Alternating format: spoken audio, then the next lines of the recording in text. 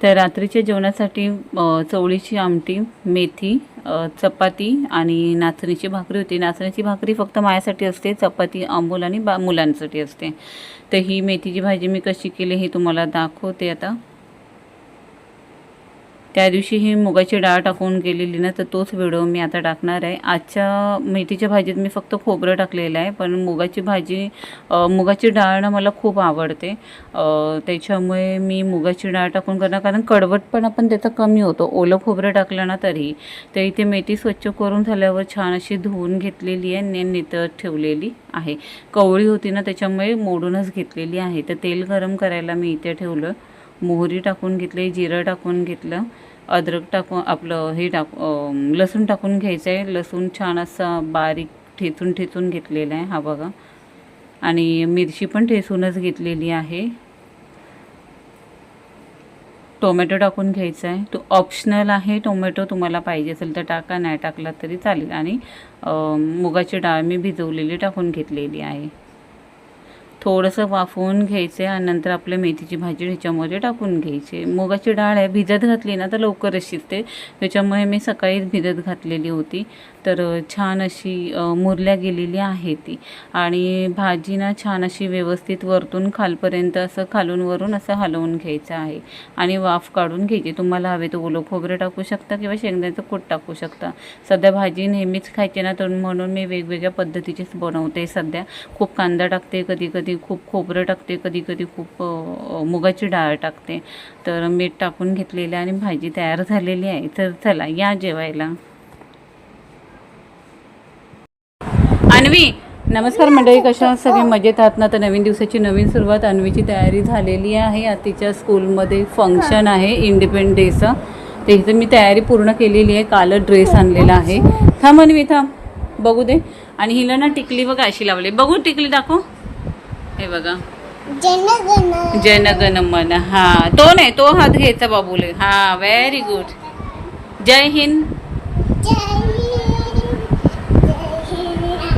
जय हिंद. तर चला, एक्साइटमेंट प्रत्येक मुलांना असते, अन्वीला तर आहेच माझ्या. तर चला आता मी तयारी करते. Bye bye, take. तर इथे मी शाळेजवळ पोचलेली आहे आणि मुलं सुटलेली आहे. तर आज ना सगळी मुलं मस्त अशी ड्रेसिंगमध्ये होते. इंडिपेंडन्स डे सेलिब्रेट करायचं होतं ना, म्हणून. तर अन्वीला आणलेला फ्रॉक कसा वाटला हा कमेंट्समध्ये नक्की सांगा. आणि इथे ना मला नेहमी आता लेट होतो आहे. तर अन्वीचा मित्र भेटला हार्दिक, तर तोही खेळत होता. तुम्हाला सांगू, मुलांचं काय वाटत नाही, टी शर्ट आणि पॅन्ट घालून झालं की झालं काम.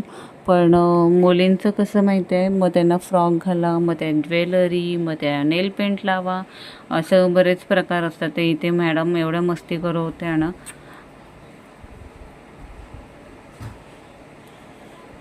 तर आता त्यांना वरती नेणार आहेत. तर आंटी बोलवत होत्या, म्हणून मग मी गेली, तिला बाय केलं. तिला म्हटलं आता बाय कर, आणि त्या पहिल्या रोमध्ये जाऊन उभं राहायला सांगितलं.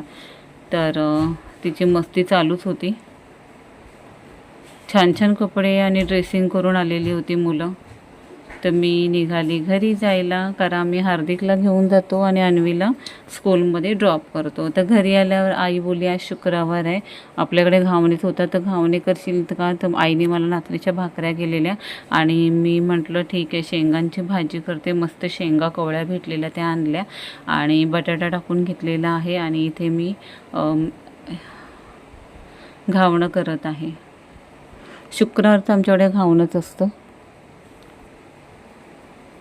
आता हे झालं ना की अर्णव 1:45 येतो, तोपर्यंत मी हे सगळं करून घेणार. मग दीदी आणि अर्णव वगैरे जेवून घेतील आणि मग मी अन्वीला आणायला निघणार.